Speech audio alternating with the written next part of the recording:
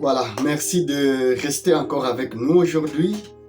Nous sommes heureux de venir partager avec vous les mots que Dieu a déposés sur notre cœur. Nous avons tellement hâte de voir les objectifs de Dieu être atteints dans votre vie au travers du message qu'il nous a donné afin de le partager à vous et aux gens qui sont autour de vous. Et particulièrement à vous qui suivez cette capsule d'aujourd'hui. Eh bien, le grand message aujourd'hui, c'est que tu peux, ah oui, tu peux, parce que ton Dieu le veut. Je vais beaucoup te tutoyer aujourd'hui pour que tu puisses t'approprier le message. Que tu saches que je ne suis pas en train de m'adresser à quelqu'un d'autre, mais je m'adresse à toi qui me regarde maintenant. Oui, tu peux, et ton Dieu le veut. Je poursuis 3 objectifs dans le message d'aujourd'hui. Le premier, j'aimerais te rappeler que Dieu n'est pas contre toi. Non, Dieu n'est pas contre toi. Bien au contraire, il t'aime et il veut ton bien.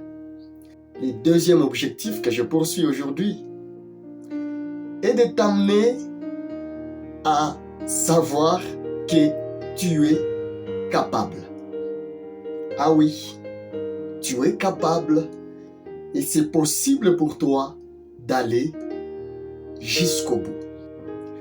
Le troisième, par la grâce de Dieu, c'est de te parler un peu des saisons de la vie, à quelques mots.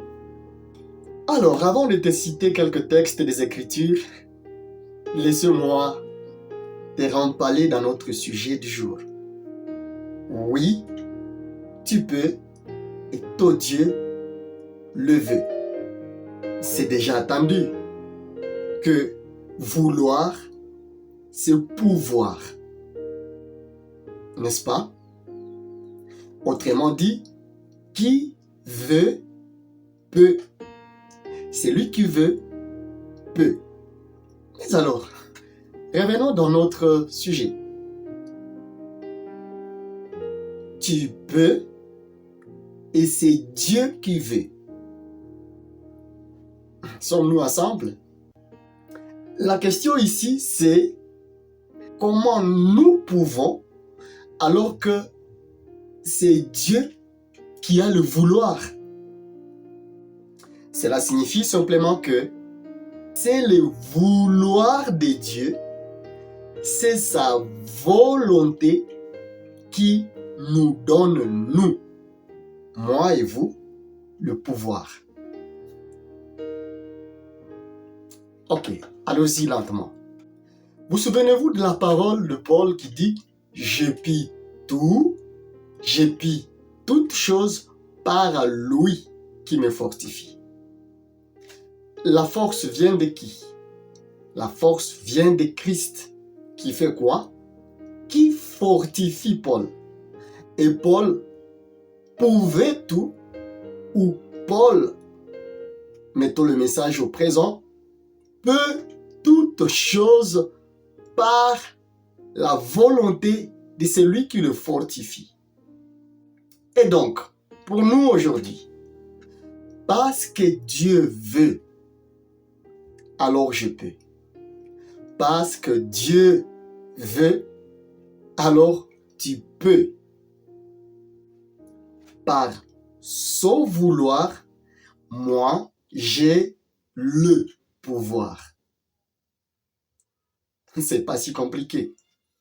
Voilà pourquoi je m'aimerais dire à quelqu'un, Dieu ne t'a pas amené jusque là où tu es pour t'abandonner. Non.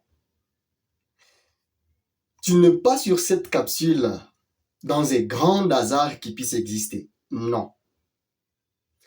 Je parle peut-être à quelqu'un qui a déjà croisé les bras et qui s'est dit, ok, je m'abandonne. Ce qui arrive, arrive et donc, moi, je ne peux rien, je ne suis rien, Non. Dieu ne t'a pas amené jusque là où tu es aujourd'hui juste pour t'abandonner. Ce n'est pas le Dieu que je te prêche. Le Dieu que je te prêche a un objectif derrière chaque chose qui t'arrive. Voici. Matthieu chapitre 8, du 1er au 3e verset. Une situation dont tu as déjà entendu parler, certainement, où l'on nous dit que Jésus était monté sur une montagne pour aller prier. Et lorsqu'il descendait de la montagne, on dit qu'un lépreux s'approcha de lui, les rendit hommage, et puis il dit ceci à Jésus. Jésus, il l'a d'abord appelé Seigneur. Si tu le veux, tu peux me rendre pur. Si tu le veux, tu peux me rendre pur. Moi là, qui suis lépreux. Jésus, si toi tu le veux, tu peux me rendre pur. Waouh! C'est fort ce qui se passe ici. Vérifiez dans votre Bible, ce n'est pas le 2e et le 3e verset. Il nous est dit, alors Jésus tendant la main au lépreux et lui dit, je le veux, sois pur. Je le veux. Ça vous dit quelque chose? Jésus voulait la guérison du lépreux. Et il l'a fait.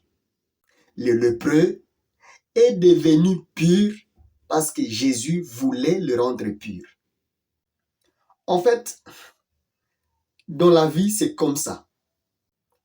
Et l'Ecclésiaste nous dira, il y a un temps pour tout. Et chaque temps a ses objectifs.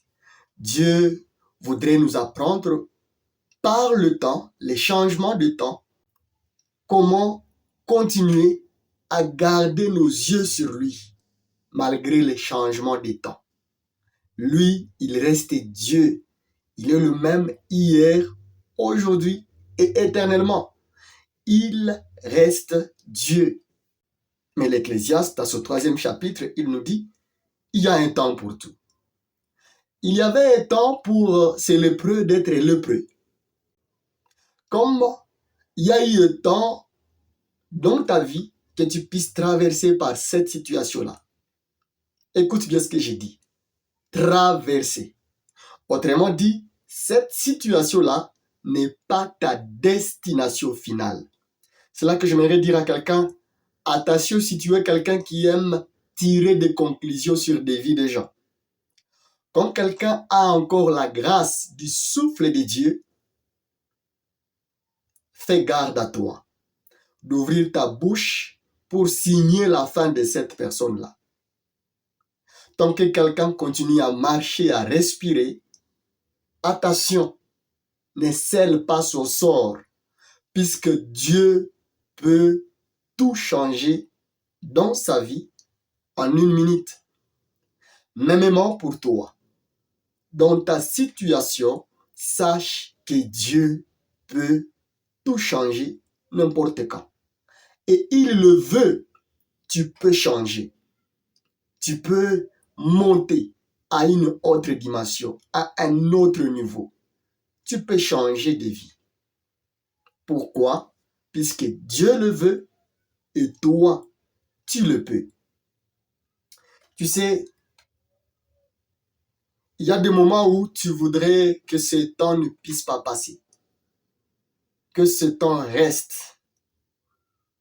Mais, souviens-toi, même la journée ne se ressemble pas du début jusqu'à sa fin. Non. Il y a le matin qui ne ressemble pas au jour. Il y a le jour qui ne ressemble pas à la nuit. Ça serait suffisant pour t'apprendre que ta vie ne restera pas au même niveau ou ne restera pas avec une seule couleur chaque jour. comme pour certains en Afrique, il y a des saisons de sécheresse et des saisons pluvieuses. C'est normal. Comme pour te dire, il y aura des beaux temps dans la vie, il y en aura aussi des moments de méditation, pour ne pas parler de mauvais moments. Puisque il nous est dit, quand tu es dans la joie, chante des cantiques. Mais quand le mauvais temps frappe à ta porte, alors réfléchis. L'hiver ne ressemble pas au printemps. Le printemps ne ressemble pas à l'été. L'été ne ressemble pas non plus à l'automne. Pourtant, c'est Dieu qui a tout créé pour nous. Ah oui, c'est lui qui fait tout ça. Et cette vie est aussi, on dirait, pareil. La vie a, on dirait, un langage des antonymes. Il y a les hauts, il y a le bas. Il y a les grands, il y a les petits. Il y a le noir, il y a le blanc. Et même quand les deux existent ensemble, il y a le noir-blanc, il y a aussi la couleur. Voyez-vous? Et donc, sachez que chaque saison a un sens tant que Dieu est au contrôle. Tant que c'est Dieu qui le permet dans votre vie, chaque saison arrive avec un sens. Et une chose à retenir est que tu n'es pas le seul. Je ne suis pas le seul à passer par une saison quelconque de la vie. Les saisons arrivent, elles passent vite. D'autres prennent place. Et donc, si tu te limites à comparer une saison de ta vie à ta vie entière, tu te trompes. Et ce n'est pas bon de réduire ta merveilleuse vie à une saison quelconque de la vie. C'est une saison. Elle va passer. Et donc, c'est à toi de saisir ce que Dieu attend de toi dans chaque saison de la vie. Vous pouvez penser que vous traversez un moment difficile parce que Dieu ne vous aime pas, parce que le ciel est contre vous, parce que, autant de raisons que vous pouvez vous donner. Mais écoutez, savez-vous que Jésus est aussi passé par là? Ah oui, il a d'ailleurs porté la chair ou le corps humain pour nous montrer que nous pouvons endurer ce par quoi nous passons, puisque lui aussi, il connaît cela. Et il est avec nous. Il nous a montré qu'il est toujours avec nous pour nous soutenir. Voyez, à la naissance de Jésus, les mages arrivent avec des cadeaux. C'était waouh! Il voudrait que ces temps-là puissent continuer. Que chaque jour, la vie soit des cadeaux, cadeaux, cadeaux, cadeaux. Mais après des cadeaux, c'est la marche vers l'Égypte. Il est parti en Égypte. Pourquoi? Puisqu'il fouillait les carnages de qui? D'Hérode. Marie et Joseph, ses parents, et lui sont partis vivre loin de leur. À cause de quoi? À cause de ce qui allait arriver après leur départ. Ils les ont fui. Dieu a fait fuir son enfant hors du danger. Vous voyez? Jésus est passé par là. À un autre moment de la vie, Jésus a eu soif. Et il a demandé à la femme samaritaine, donne-moi de l'eau. Eh bien, c'était par soif. C'était parce qu'il avait vraiment soif. Ses disciples étaient partis préparer à manger. Ça nous montre que Jésus aussi mangeait. Il avait aussi faim. Mais, dans tout ça, dans les hauts et les bas qu'il avait connus, il est resté focus sur sa mission. Et j'aime une chose avec Jésus, il est allé jusqu'au bout. Et il a dit, tout est accompli. C'est là que j'aimerais déclarer sur la vie de quelqu'un. Toi aussi, un jour, tu diras, tout est accompli avant de fermer tes yeux. Que tu puisses quitter cette terre après avoir accompli ta mission, telle que Dieu l'avait signée sur ta vie. On nous parle dans la Bible de Job. D'ailleurs, il y a tout un livre consacré à Job, où à un moment, il avait tout, et à un autre moment, il avait tout perdu. Et après avoir tout perdu, Dieu lui a donné le double. Mais écoute, si Job voulait protéger tous ses biens, si vraiment ça dépendait de lui, que le malheur ne puisse pas lui arriver, eh bien, il allait faire en sorte que le malheur ne puisse pas arriver. Mais il aurait raté le double de Dieu. Et donc, avance avec Dieu, sans savoir ce qui est devant toi, mais avec la confiance en lui que ce qui est là devant est mieux que ce que tu laisses derrière toi. Ah oui, j'aimerais le dire ou le redire, ce qu'il y a devant toi est mieux que ce que tu laisses derrière. Pourquoi? Parce que ton Dieu t'amène quelque part. Et oui, dans ce que tu es en train de faire aujourd'hui, dans ce que tu penses faire, dans ce que Dieu t'a dit que tu peux faire, je viens le confirmer aujourd'hui que tu le peux et ton Dieu le veut. Je sais, le Saint-Esprit est en train d'envoyer expressément ces mots à quelqu'un. Et c'est à toi qu'il envoie ces mots. Laisse-moi un amen si ça te parle. C'est là que vous regarderez Anne, la mère de Samuel. Avant d'avoir Samuel, elle a connu un temps de stérilité. Vraiment, oui, la stérilité, pas de fécondité. Ceux qui ont fait la médecine comprennent de quoi je dis. Il nous est dit en science que la stérilité est irréversible. Mais voyez, Dieu a permis que Anne, qui n'avait pas d'enfant, puisse porter Samuel et beaucoup d'autres dont la Bible ne révèle pas le nom. Aujourd'hui, tu n'as pas d'enfants. Une année, 2, 3 peut-être, ou 4 ans. Pour d'autres, c'est plus. Vous souffrez intérieurement comme Anne.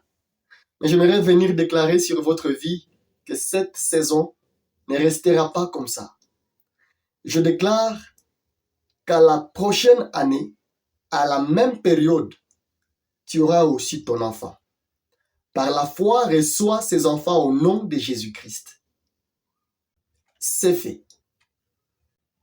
Et donc, j'insiste sur le fait que la mauvaise période de la vie, ou ce que toi tu appelles mauvaise période de la vie, n'est pas dans la même perception la mauvaise période aux yeux de Dieu. Tu as ta perception, Dieu a aussi la sienne. Et je viens te rassurer que cette situation finira par passer. Savez-vous quoi? Avant d'entrer à Cana, il y a un désert. Moïse, tu nous amènes où? Venez. Votre Dieu a décidé de vous libérer de l'esclavagisme. Il a décidé de vous faire sortir de l'Égypte. Voilà le peuple tout heureux. Enfin, nous quittons l'Égypte. Enfin, nous allons laisser les robes d'esclaves. Enfin, nous sommes des hommes libres. Ah oui, vous allez à Cana. Mais avant Cana, il y a un désert. Mais Cana, c'est la volonté de Dieu. Et vous pouvez y arriver. Oui, tu peux et ton Dieu le veut. Mais sache qu'il y a un désert qui peut être intercalé entre les changements de ta situation actuelle et celle qui t'attend là devant.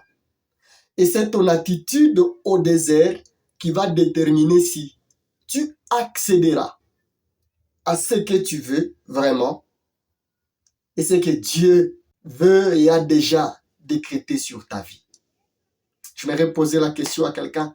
Quelle est ton attitude dans le désert? Ma grand-mère aimait me dire, il ne faut pas rester au désert.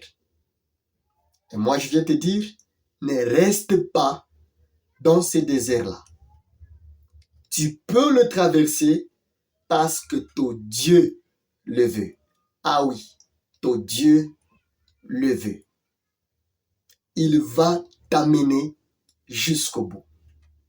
Sachez que tant que c'est Dieu qui permet quelque chose, il y a toujours une raison derrière cela. J'aime le Proverbe chapitre 16, le 4e verset, qui me rappelle que Dieu fait tout pour un but. Il fait toutes choses pour un but. Et si donc vous marchez à sachant que tout ce qu'il fait, c'est pour un but, vous allez marcher dans l'attitude d'Ésaïe chapitre 30, le verset 15, qui nous dit que c'est dans le calme et la tranquillité que se trouve notre salut, notre délivrance. Le calme et la tranquillité nous rappellent à la foi, à la confiance en notre Dieu. Et qu'est-ce donc la foi? C'est cette ferme assurance des choses qu'on espère. Une démonstration de celles que nous ne voyons pas. Voilà pourquoi il est écrit que mon juste vivra par la foi.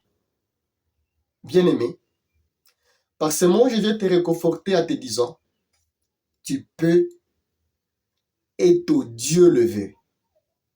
Le peu là dont je parle, c'est tout ce que tu es en train de demander à Dieu dans tes prières.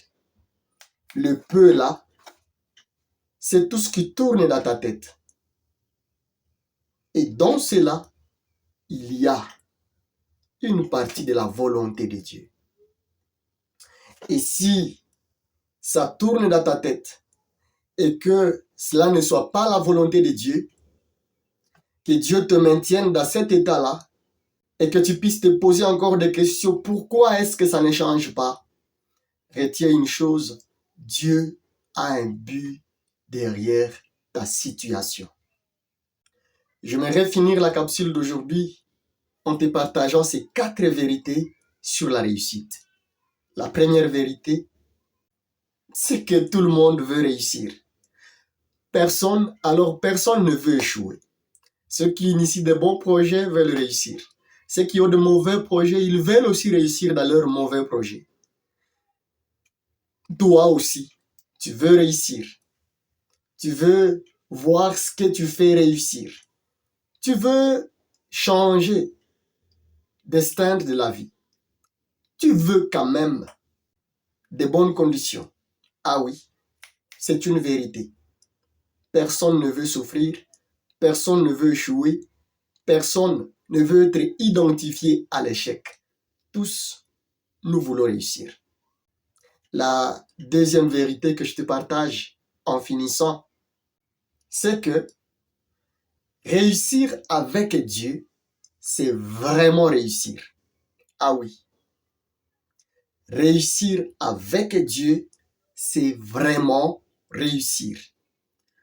La troisième vérité que je te partage, c'est que réussir avec le diable ou réussir sans Dieu, c'est échouer. Et quatrièmement, échouer avec Dieu, c'est réussir. Je ne commente pas parce que le Saint-Esprit est en train de me convaincre en moi que ce que j'ai dit là, lui-même, il va le développer en vous. Il va vous aider à comprendre ça. Une seule chose que je puisse répéter et sur laquelle je peux vraiment insister, c'est de réussir avec Dieu. S'il le faut échouer avec Dieu, échouer avec Dieu, c'est réussir. Que de chercher à réussir avec le diable, puisque réussir avec le diable, c'est échouer. Et se perdre de grandes bénédictions qui sont pourtant devant vous. 2 conseils après ces vérités. Le premier, c'est de ne jamais perdre espoir. En tout cas, il est bien clair dans la parole de Dieu que tant qu'il y a la vie, il y a de l'espoir. Le deuxième conseil pour aujourd'hui, je t'appelle à transformer ta situation actuelle en prière. Peu importe qu'elle soit bonne ou mauvaise, laisse que ta vie soit en mode prière chaque jour. Maintiens ce feu, maintiens cette flamme devant Dieu et sois sincère avec lui. C'est lui le maître des temps et des circonstances. Ne l'oubliez pas. Il connaît votre situation.